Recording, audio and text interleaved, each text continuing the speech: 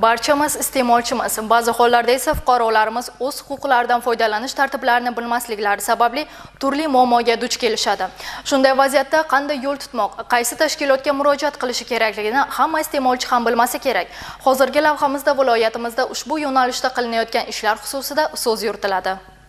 Iste'molchilar huquqlarini himoya qilish to'g'risidagi qonun jamiyatda tovar va xizmatlardan foydalanuvchi shaxslarning manfaatlarini himoya qilishga qaratilgan muhim huquqiy hujjatdir. Qonunga ko'ra har bir iste'molchi xavfsiz va sifatli tovar xarid qilish huquqiga ega. Agar mahsulot sifati talabga javob bermasa yoki nuqsonli bo'lsa, iste'molchi uni almashtirish, ta'mirlatish yoki pulni qaytarib olishni talab qilish huquqiga ega. Qiziltepalik Hamroqul Sultonov ham Toshkent-Kazan yo'nalishida uchib ketish uchun Navoiy shahridagi aviakassalarning biridan 3.300.000 so'mga chipta xarid qiladi. Parvoz kunida esa uning ismi sharifi yo'lovchilar ro'yxatida bo'lmaganligi sababli Toshkent xalqaro aeroportidan ortga qaytishga majbur bo'ladi. Men Navoiy aviakassadan bilet sotib olgandim Rossiyaga dam olib kelish maqsadida. Keyin bormas bildim, biletimni qaytarib so'radim aviakassadan.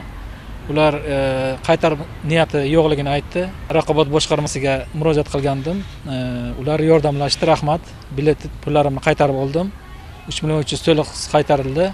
Murojaatim qoniqarli bo'ldi. Rahmat hammalariga.